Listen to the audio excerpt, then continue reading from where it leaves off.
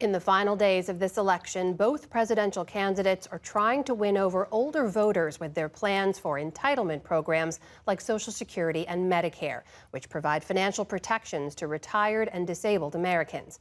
But Social Security, a program that has long been popular with both parties, is at risk of being depleted as soon as 2034, and Medicare will be insolvent by 2036, leaving families without critical financial support.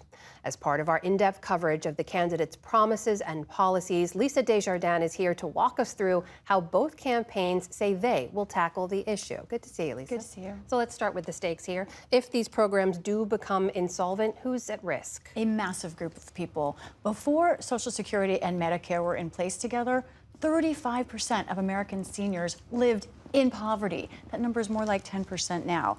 If Congress and the White House do not do anything, Social Security will see 20% cuts within the next decade. And by some estimates, senior poverty will double.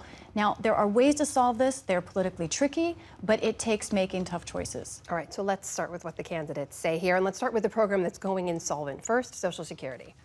Neither candidate has a comprehensive plan to stabilize Social Security. And in fact, analysts have found that one candidate's plan would actually destabilize it. That's former President Donald Trump.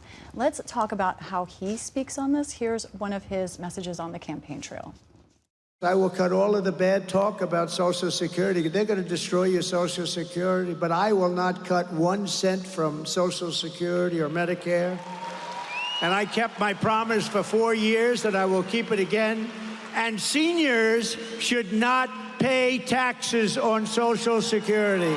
Okay, so Trump specifically says he will end income taxes on Social Security. He would end payroll taxes, which fund Social Security on tips and overtime pay, and in addition, not raise the retirement age, currently 67 years old. He has no proposals for making the system more solvent. And I should also point out, 20 years ago in a book, he had different policy proposals. He wanted to privatize the system and raise the Social Security retirement age then. So you said the plans would make Social Security less stable, right? How so, specifically? Specifically, Trump's plan has been analyzed by the Committee for a Responsible Federal Budget. The system is running out of money as it is, and essentially his plans would reduce the funding. So let's look at what they found. They found that Trump's plan would most likely make Social Security insolvent and force cuts 3 years sooner, by 2031. And the cut eventually would be larger, a 33% cut in benefits in 10 years, they found. Now, this also is something that would affect people beginning with those who are 60 years old now and want to retire by 67.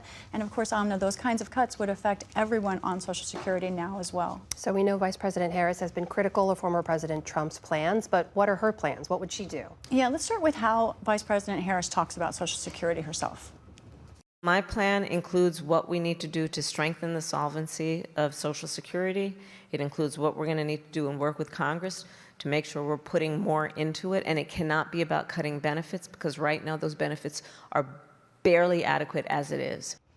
Now, Harris has also not given any details about how she would keep the system solvent while potentially expanding benefits. And remember that doing nothing about that means there would actually be an automatic cut going into place by 2034. So without any more details, Harris's plan heads us towards a cut in Social Security.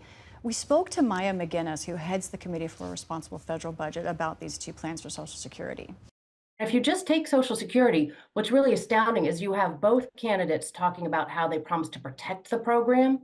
If we do nothing, in 9 years, there will be across-the-board benefit cuts of almost a quarter for every retiree who is collecting benefits. And that's unconscionable. And it's also not something either candidate is really facing up to on the campaign trail. Okay, so that is Social Security. Medicare is also at risk. What do the candidates say about that? I'm sorry to say neither candidate has a plan to stabilize that either, but Harris does have some proposals for Medicare that are significant, and we should point out. She wants to expand the plan and would negotiate all drug prices, and that could save billions of dollars for Medicare and for the government. She likes to point out that she and President Biden expanded the program and started the program to negotiate on drugs, but former President Trump does not have a specific prescription drug plan. And he also, it's not clear if he would allow Medicare to keep negotiating prices or if he would expand it. We just don't know. Harris would use the savings from this idea of negotiating more drug prices to begin a new benefit for in-home care. Former President Trump also is interested in that, but it's not clear how he would pay for it. As things stand, though, the bottom line is neither candidate has a plan to stabilize Medicare, and we are on that same track where it's a program that will face benefit cuts if nothing else happens. Lisa, it's fair to say the situation with both these systems is approaching dire. So how do voters feel about this? What do they say? This is a really important sleeper issue, especially with a key group of voters, older voters. The AARP did a survey of American voters over 50, and they found that Harris has an advantage here. When asked who do you trust more on Social Security and Medicare, 48% said they trust her more than Donald Trump. One more thing, we keep talking about how the economy tops concern for voters. This is part of that issue in America. The AARP found that with those voters over 50, that when they were asked about what would help them most financially, their personal economy, Social Security, protecting Social Security was tied for first with food prices. We talk so much about inflation, but keeping Social Security intact is something that older voters realize is a key part of their economy and also the national economy. So important to point out the economy means so many things to different people. That's right. And older voters, this is an issue that I think has just not been given enough attention by the candidates, in part because it is difficult. Either you have to raise some kind of revenue, or you have to cut benefits. They know that's the case, and the longer that they wait, Amna, the more painful it's going to be for them, for our seniors, for you and I, for just about everyone waiting. So this is really sort of a failure in addressing a critical American problem. Lisa Desjardins, thank you so much. You're welcome.